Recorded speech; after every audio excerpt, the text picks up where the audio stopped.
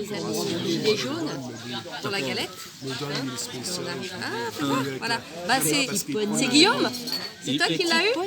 Voilà, on a le roi, c'est Guillaume. Ah, c'est quoi? En plus, c'est marrant parce qu'on est dans la Hara, hein, au plein milieu du bois de Vincennes. Il a Il a décroché gagné un poney. C'est très il a arrêté, symbolique. hein. Et bon, on est là pour partager un moment convivial entre gens de bonne aloi. On a Christine ici présente. Elle détend l'ambiance. C'est avec eux que je vais d'habitude. Micro papillon. Jaune, mais c'est dans le cœur. Avec ses tambours. Non, ça c'est pas bien. Il est où le gilet jaune de micro? Alors Grégo, c'est micro papillon. Moi, je vous invite à aller regarder quand sa je vais chaîne. là-bas, Il est très censuré. tu sais, quand je suis avec eux, là, je parle à personne. Personne Il a ne parle. des bons invités, dont Jacob Chouette. Ceux qui connaissent. On a notre amie Francine. Francine, tu connais?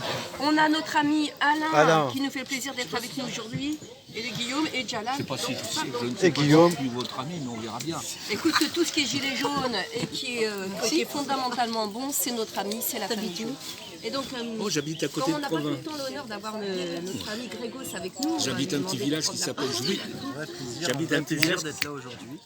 Un vrai plaisir d'être là parmi vous avec la famille des Gilets jaunes. Et voilà, on a partagé un petit moment, une petite galette pour commencer cette année, en espérant qu'on retrouve une unité solide et solidaire et une bonne communion.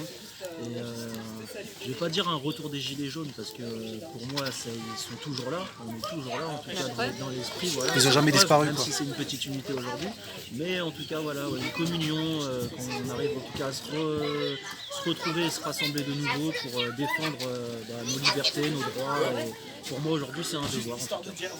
Et pour 2024, t'as quoi? T'as un petit espoir pour la situation en ce moment? Ouais, bon, on a toujours de l'espoir, il faut garder de l'espoir même si voilà, les Surtout avec les événements. Qu'est-ce qui se passe là en ce moment? C'est vrai, par c'est... rapport à, Ouais. on connaît par rapport au conflit israélo-palestinien qui dure depuis de nombreuses années, c'est ce qu'on disait à l'instant avec Fatih. C'est pas récent, c'est pas nouveau, ça dure depuis des années. Aujourd'hui, on s'alarme un peu des choses qui existaient déjà il y a un long moment, comme le phosphore blanc, le bombardement au phosphore blanc. C'est pas des événements récents, c'est un crime contre l'humanité. Et effectivement, il y a une puissance, comme le disait le camarade, sioniste, omniprésente dans toutes les consciences, qui pèse en fait sur l'opinion aujourd'hui, parce qu'il y a du chantage à l'antisémitisme derrière tout ça, alors que c'est deux choses complètement différentes. Et malheureusement, les gens sont manipulés par cette présence. Par peur. Par peur, par culpabilité, parce qu'on les fait culpabiliser avec, encore une fois, le chantage à l'antisémitisme, dès qu'on veut s'attaquer à l'État d'Israël, alors que ce sont deux choses différentes. Et malheureusement, les gens sont omnibulés en fait par la peur que les médias leur projettent en fait. C'est politique, médiatique, et tout ça fait que les gens n'arrivent plus à réfléchir convenablement. Parce qu'en fait, si on présente le problème à un enfant, il est capable de dire, de choisir le camp du bien et le camp du Le mal. mal, ouais, le mal est... ouais. Voilà, moi j'ai déjà fait ce travail-là avec ma fille par exemple. Quand je lui pose la question avec des mots d'enfant, elle est capable de me dire où est le camp du bien et le camp du mal. C'est simple, ouais. Je pense qu'il faut revenir en fait aux fondamentaux. Et qu'aujourd'hui on ne réfléchit plus avec l'humanité, mais à travers le prisme qu'on nous renvoie. Oui, mais après excuse-moi Grégo, après il y a un grand travail des médias qu'ils ont fait pour manipuler les gens, Oui, bien d'un sûr. Côté. Politique et médiatique. C'est ça un le... travail en partenariat politico-médiatique et c'est ils rabâchent. rabâchent. C'est du matraquage en fait. C'est du Les gens ils finissent par croire quoi.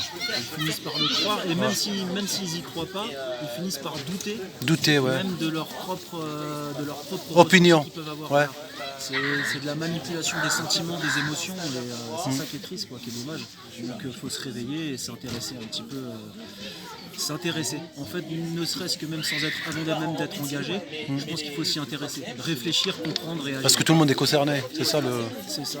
Tout le monde est Tout le monde concerné. est concerné, c'est quelque chose qui concerne tout le monde. Parce qu'il y en a qui pensent qu'ils ne sont pas concernés, c'est Ils sont loin. pas concernés, que c'est un conflit lointain, que ça ne concerne pas, Ouais. alors que si, parce que même nous on est sous occupation sioniste, même en France, il faut dire ce qui est.